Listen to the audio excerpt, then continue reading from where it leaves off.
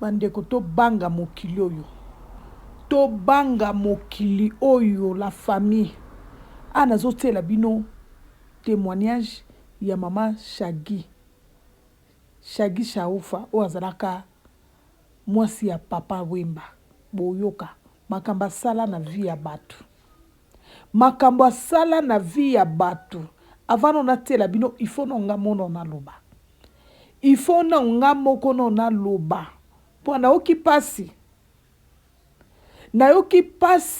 ata lelo abongwana eza mabete, mais basemansi atika na milimo ya bato, basemansi o mama o asala na bavi ya bato.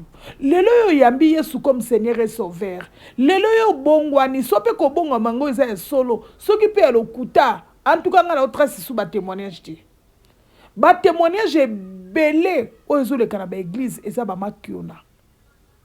Okomona mutu wana azaleka ndokiti lelo, aneka mutu misala mabeti lelo, aneka makamu mabeti lelo, meka pona gagner ba âme lokola bandimi bazara bazoba bakoya kopesa témoignage moko boye bato bazala influencer na témoignage wana bakoma kosambela mais bango moko batika misala mabete, bango moko bato ya mabe makasi. Mama o alesa batu ba règle, alesa batu ba nie, almelisa batu ba masuba, mbakamunde zelaka ba misuni ya batu bandeko nanga. Bokeba na basa ba musicien oyo. Oya ba makango ata Sharufa oyo azalaka deuxième femme. Yena mwana musala égalité, azalaka ka deuxième femme.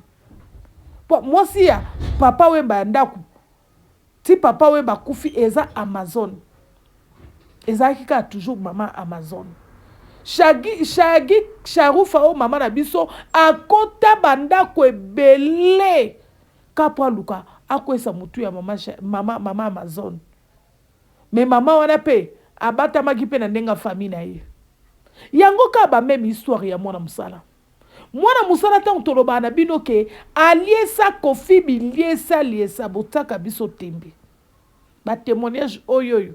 Ndebo comprendre que mwana musala za dedans. Mwana musala karabala sokse mutu misala mabe. Alesa papa na biso kofi olomide babiloko moko boy o kofi olomide moko tangu azonga ata na normal amitu na kota awa ndenge nini. Na koma awa ndenge nini yaya. Tangu baloba kolia na mosi kolia na ndoki. Donc c'est-à-dire kindoki ya mosi le kamakasi kisi ya mwana mwasi eleka makasi mwa mwasi wazana kisi tu azana ndoki azaka sans pitié. Yango mama na biso Sharufa ndenga lobi azaka na mawa mutute, azaka na mawa mutute bebisa bato ebele bino mibala ba restaurant mobala malamu aliaka na ndaku na yaya, mobali ya malamu mitondaka na ndaku ne atana ke banzela na nga bozo ngata na masanga so na mutu na mena masanga mena biloko akolia mibalo bo mesana na ba restaurant okomona restaurant moko etondisaka bato bazolambela bato na maya bibembe. Mama Shagi Sharufa alobi abandeko ke na ba cimetière. Mama na okisomo na bomoto boengata na moyibo na banga cimetière. Cimetière eza kaka dernière demeure na ngai ya suka parce que eza ndako o biso nyonso tuto osukisa nango. Meka na bomoto boy na ke luka nini na kata cimetière. Ata bibelobi laisser les morts enterrer leurs morts. Mais bango bakendaka na ba cimetière wana pona kokende ko lukaka ba esprit koya ko bebisaka milimo ya bato. Lelo yango yo milimo o mwana musala pesaka bato. Lelo ekakema yeti. Panga na kosala émission te sa ke na pesa exemple na ye. Parce que ba exemple abo ye azana kati. Mwana musala azana kati ba exemple ya boyi. Apesa batu misuni ekakema lelo na kingo yaya. Ekakema na kingo akoma ko regretter. Mwana musala akoma moto a milelo. Mwana musala yolo ko landaranga omoni témoignage ya Shagi Sharufa oyo ete ya yo lukaka déjà repentance toze la pe témoignage joso ezara na église nini obimisa nyonso luka kosa na bana kofi olomide na oyo sale pa minu ndenge telengisi minu nyonso foloba Yo détruit bato ebele mwana musala. Moi j'ai pas confiance à toi. O détruit bato ebele, o détruit famille olomide makasi. Bato nyonso to famille olomide o ba embrasaka, o ba bato ba embrasaka ndoki munene. Ka bato yo kokite ba didiston po bazana étoile, bazana nzambe kati na bango. Omoni ke bango koki bango te.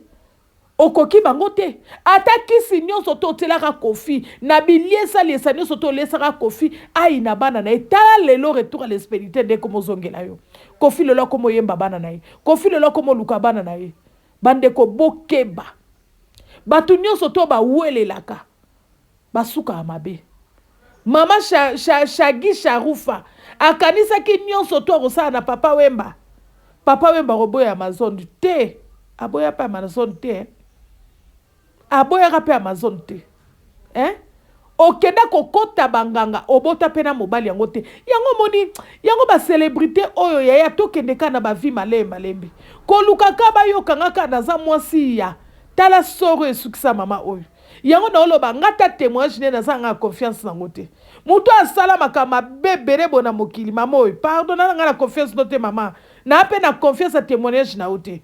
Do misala nyonso tu oyo sala otika na yo to za nango kaka. Bato bazalaka na mitema mabe banda bo jeunesse. Do mama o banda ba kisi ba grigi banda mwana muke. Milimo batu combien oyo détruisa mama. Lelo ko sala biso repentance. Lelo ko sala biso repentance. Po ni nzamba sala ka to sali pe repentance robo o l'équipe ka mbala mo. Po ba témoignage mno lelo za ngo ya lokuta eza ya solo te po botika misala te. Bona bino na ba repentance sincère te. Bo sala ma bebele likolo nango bo bomba ni yango suna komba nzambe parce que lelo ba église lelo ekoti na bondo ki makasi lelo ba église na ba témoignage. Bo ki no futaka batu mbongo ba na ba faux témoignage. Bo kanza ke vaincre batu.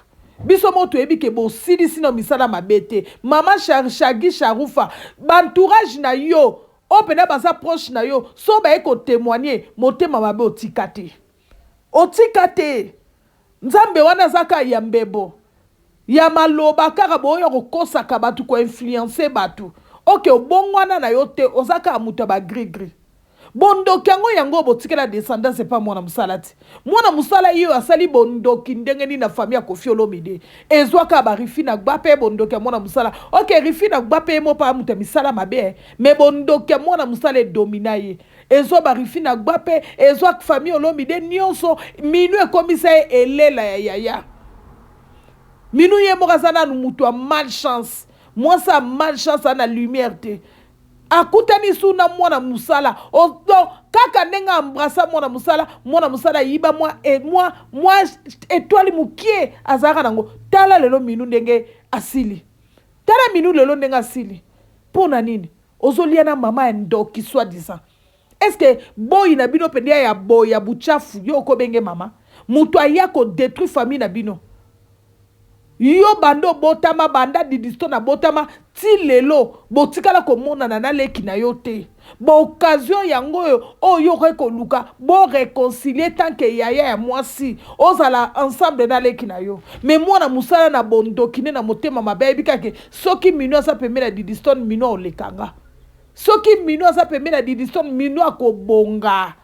Siko na otikala yolela na otikala ngamoko tika na aveugle minu oyo.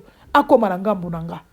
Boyo kaba témoignage. Mwana musala mukolo témoignage neko bima yaya. Ba komba ba minu o nyonso tout place ba tia yango. Eko bima ato zalanga na bino. La famille. Témoignage esalinga mawa. Esalinga mawa. Esalinga mawa ba papa bo keba na bilialia. Ba papa bo lia kana bandaku na bino. Mwasi no andako salo mabete. Mama bana no salo mabete. Au salo mabete. Botika biliali ya kandaka mukena kena restaurant. Mama kingani songola lambaka na kwana. Alambaka pe bien na kyo lia kuna. Oebi mayo bazo lambela yo. Oebi biloko bazo tsana babi. O bazo tse zo benda binobo kile kolia. Biloko di bande le karayanda kute. En tout et pour tout, moi c'est ma kangwa le ka moi sandaku te. Atana zana kanda na moi sandaku to na ba problème na moi sandaku. Na ko bonde la moi si na ngai o ayebi point faible na nga. Mama e bana na nga na ko bonde le to taka na seto boko la bana.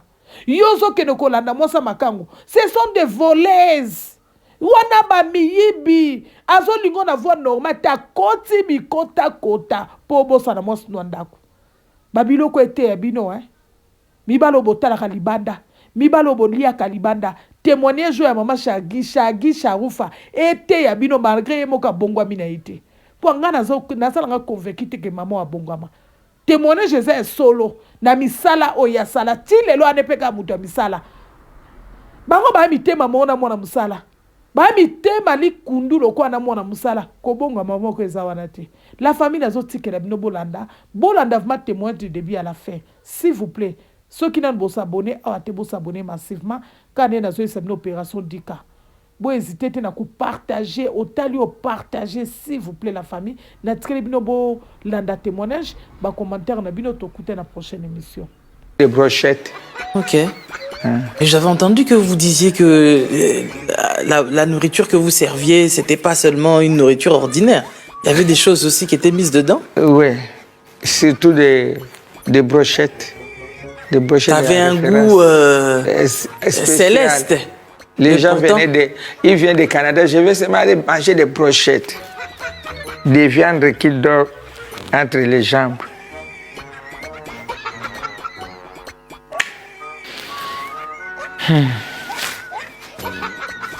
Alors, là-bas, aux galeries, on met aussi des brochettes.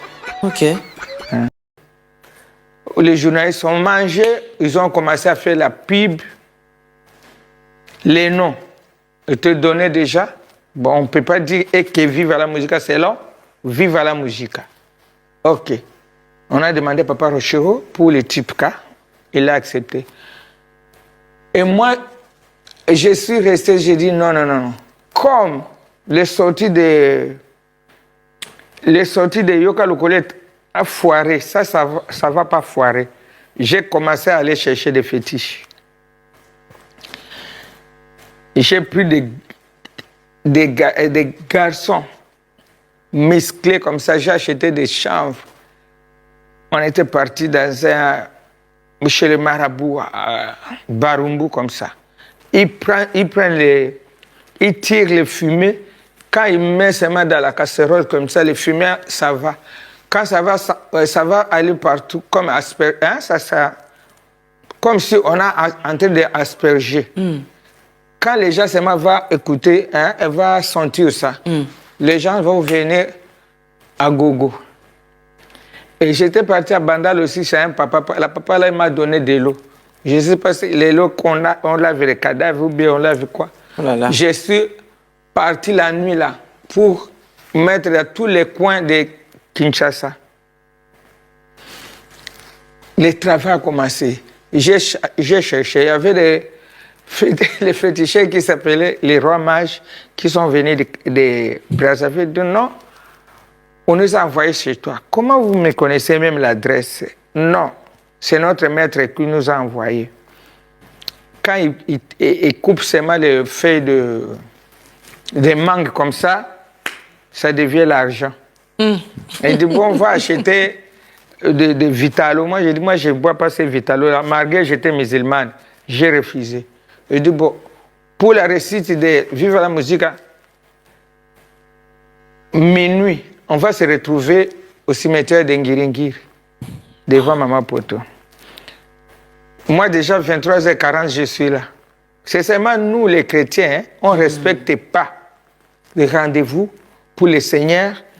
On ne respecte pas les rendez-vous pour l'Église. On dit venez à 10h, c'est à midi, à 13h qui est en train de venir. Mais dans le monde là-bas, on respecte.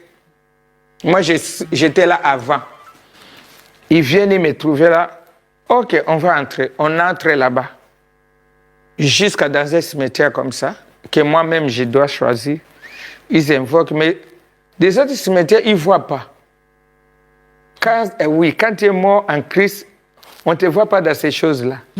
C'est seulement les païens. OK. Alors, tu vas dire, il y a des cimetières là, et ils ne voient pas. Pourtant, il y a des cimetières embellis.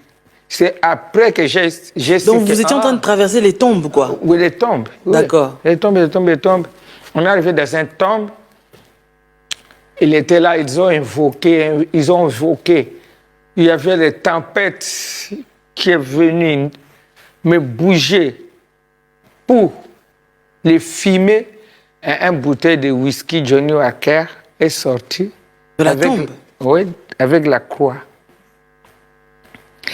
Quand ça sort comme ça, il faut attraper. Si tu n'attrapes pas, ça tombe en bas, tu deviens folle. Mon Dieu. Et moi, ça sort comme ça, j'attrape. Il dit, en tout cas, vous êtes vraiment forte et vous avez l'étoile. Cette bouteille que personne ne voit, tu vas toujours les cacher. Et les choses qui sont là-dedans, ça ne va jamais finir. Sincèrement, c'est au milieu comme ça, mais chaque jour, c'est toujours au milieu. Même tu fais comment? Et beau tamaka. Waouh. Donc ça repousse ou ça... C'est comme l'eau. Okay. Comme l'huile pour se oindre avec. Ça se reproduit encore. Ouais. Waouh. Ça se reproduit à chaque fois. Alors... Mais une question, maman Bishop. Comment, quand même, une femme de votre état, vous étiez autant motivée à l'idée de braver les interdits, d'aller dans les cimetières et tout ça? Vous deviez vraiment aimer cet homme au point de... Parce que quelque part, ça pouvait même vous coûter la vie. De faire tout ce que vous avez fait là, juste parce que vous vouliez que lui réussisse, en fait. Pour que lui réussisse. Et j'ai fait ça sans le dire. Moi-même, je l'ai fait. Wow. En plus? Oui. Moi-même, je l'ai fait. Et en rentrant, moi, j'ai dit, OK, même l'orchestre, ça va. Je n'étais même pas sûr avec ce que je faisais. Je vais dormir. J'entre pour dormir. J'ai déjà préparé les habits. Et j'étais même allé jusqu'à commencer à danser les esprits. Donc, on invoque les esprits dans mon corps et je danse. Alors, on m'avait donné c'est comme comment on va appeler ça? C'est comme un sceptre comme ça, mais c'est les quais de vaches.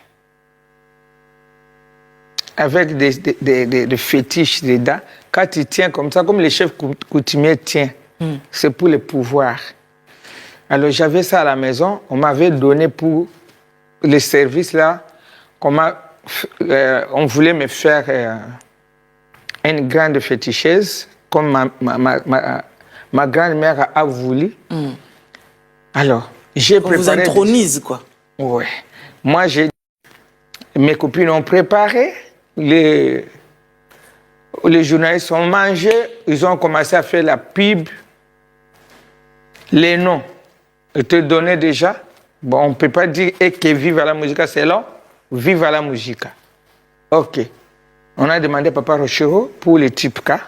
Il a accepté. Et moi, je suis resté, j'ai dit non, non, non, non. Comme les sorties de Yoka Lokolet a foiré, ça va pas foirer. J'ai commencé à aller chercher des fétiches. J'ai pris des garçons musclés comme ça. J'ai acheté des chanvres. On était partis dans un